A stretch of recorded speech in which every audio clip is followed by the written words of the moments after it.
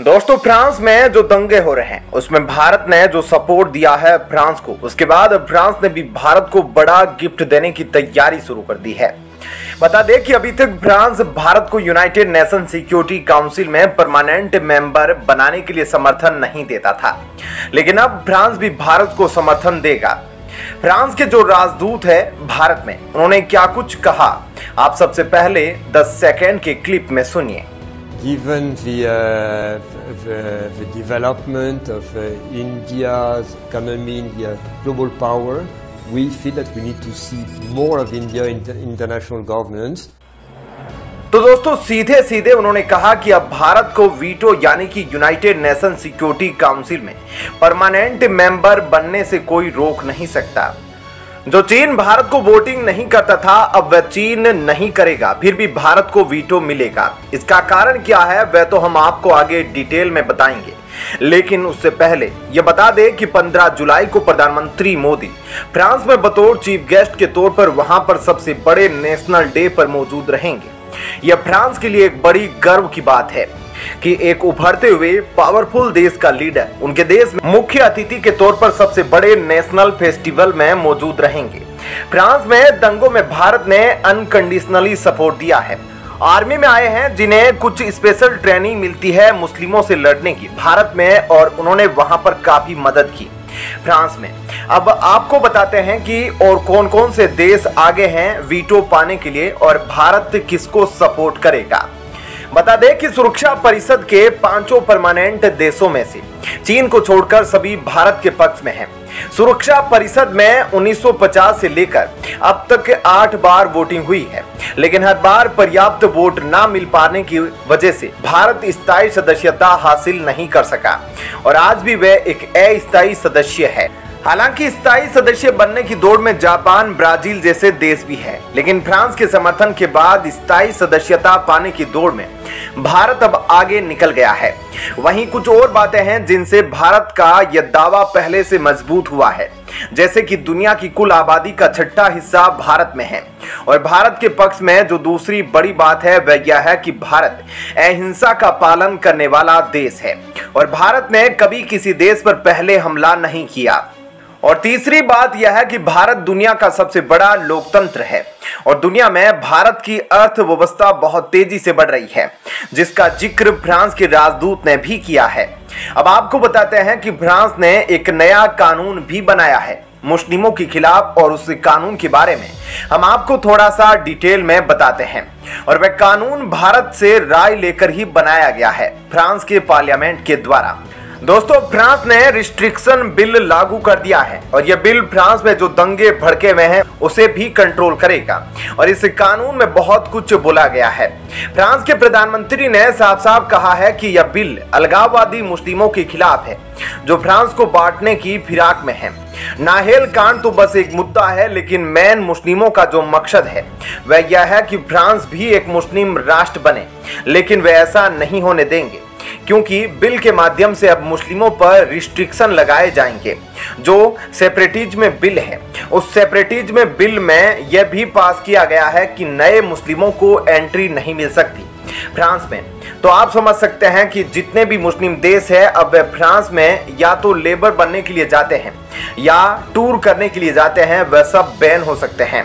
ऐसा फ्रांस में खासकर अपने मूल नागरिकों को ध्यान में रखकर किया है, जो कि क्रिश्चियन लोग हैं जिनको इन दंगों की वजह से काफी मुसीबतें झेलनी पड़ रही है। लेकिन अब इस बिल के पास होने के बाद फ्रांस के नागरिकों को राहत मिल सकेगी। तो दोस्तों, इस खबर के बारे में आपकी क्या राय है, हमें कमेंट करके जरूर बताएं। और अब आपको बताते हैं ऐसी ही एक और बड़ी खबर। दोस्तों, एक दिन पहले एससीओ मीटिंग हुई थी। एससीओ यानी कि संघाई कोऑपरेशन ऑर्गेनाइजेशन, जिसमें एशिया के बड़े बड़े देश हैं, और उसकी मीटिंग वर्चुअल तरीके से हुई थी। लेकिन उस मीटिंग में प्रधानमंत्री मोदी की दहाड़ से चीन और पाकिस्तान दोनों के चेहरे पर खौफ सीधे सीधे दिख रहा था। आपको बता दें कि आज पूरी दुनिया चाहती है, खास करके अमेरिका, ऑस्ट्रेलिया और रूस, की भारत एक ताकतवर देश बनकर उभरे ताकि चीन को टक्कर दे सके। लेकिन आप समझ रहे होंगे कि आज की डेट में चीन भारत से कितना डरता है, तो हम आपको सर्वे के जरिए पूरी डिटेल बताएंगे। एक बहुत बड़े ऑर्गेनाइजेशन ने सर्वे कराया है है। इस सर्वे में चीन के अंदर भारत को लेकर क्या कुछ चल रहा है, चीन क्या समझता है भारत को, यह तमाम चीजें हम आपको बताएंगे। लेकिन सबसे बड़ी खबर तो यह है कि अब चीनियों में यानी कि चाइनीज लोगों में भारत को लेकर खौफ बढ़ता जा रहा है। इसका क्या कारण है, सर्वे के जरिए हम आपको पूरा डिटेल में बताते हैं। दोस्तों, सिंगुआ यूनिवर्सिटी चाइना में है, जिसने एक सर्वे कंडक्ट किया और सर्वे से कुछ हैरान कर देने वाली बातें पता चली। 2020 में जब यह सर्वे हुआ था तो पता चला था कि 26.4% चीनी भारत को अच्छा मानते हैं, अपना मित्र मानते हैं और बाकी कहते हैं कि हो ना हो भारत एक थ्रेट है हमारे लिए, यानी भारत हमारे लिए खतरा है। लेकिन जब इस साल यानी कि 2023 का सर्वे आया तो पता चला कि सिर्फ 8% ऐसे चीनी हैं जो मानते हैं कि भारत हमारे लिए अच्छा है, बल्कि यानी कि 92% चीनी लोग ऐसा मानते हैं कि भारत हमारे लिए खतरा है।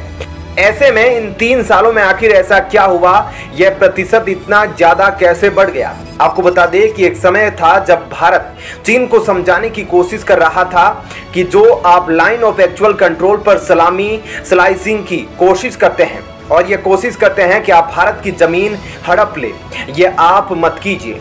जो आप ये करते हैं कि भारत के इलाकों पर अवैध कब्जा करने की कोशिश, आप ये कोशिश ना करें क्योंकि ये अच्छा नहीं लगता। हम लोग पड़ोसी है और दोस्त है, तो क्यों ना एक दूसरे का जीवन खराब करना है, इसलिए ऐसा मत कीजिए, ये भारत समझा रहा था। अब तक भारत चीन के साथ काफी अच्छा था, लेकिन 2020 के बाद इंडिया ने अपना पैसेंस खो दिया जब लाइन ऑफ एक्चुअल कंट्रोल यानी कि LAC पर दोनों देशों के सैनिकों के बीच हिंसक झड़प हुई, जिसके बाद भारत ने इतने सारे सैनिकों को LAC पर तैनात कर दिया कि अब ऐसी सिचुएशन हो गई है कि चाइना सोच रहा है कि वह आगे बढ़े या फिर पीछे हटे। जिसके बाद चाइना काफी परेशान हो गया है, सोच रहा है कि वह करे तो क्या करे। और चीन को यह बात पता है कि पूरे एशिया में अगर चाइना से आंख मिलाकर कोई बात करता है तो वह भारत है। ना यह काम फिलीपींस कर सकता है और ना ही यह काम मलेशिया कर सकता है, ना ही काम यह जापान कर सकता है और ऑस्ट्रेलिया, क्योंकि अपने आप में एक कॉन्टिनेंट है तो वह भी यह काम नहीं कर सकता। सिर्फ भारत ही ऐसा कर सकता है क्योंकि भारत चाइना से लड़ा है और हाल ही में गलवान में भी भारत और चीन के बीच झड़प हुई थी। ऐसे में जब चीन के पेट पर लात पड़ी तो यह जाहिर सी बात है कि चीन में भारत के खिलाफ घृणा बढ़ गई और यह सर्वे बताता है कि किस तरीके से भारत ने चाइना की फैक्ट्रियां छीनी हैं, किस तरह से भारत ने एक एक करके जो मैन्युफैक्चरिंग यूनिट है वह भारत ने अपने अंदर बुलाई है चाइना से। और अब तो बड़ी कंपनी टेस्ला भी भारत आ रही है, जिसने चीन की चिंताओं को और ज्यादा बढ़ा दिया। ऐसे में भारत के पास ही चीन के खिलाफ मोर्चा खोलने की ताकत है। इस सर्वे के जरिए यही साबित हुआ है। तो दोस्तों, इस खबर के बारे में आपकी क्या राय है, हमें कमेंट करके जरूर बताएं।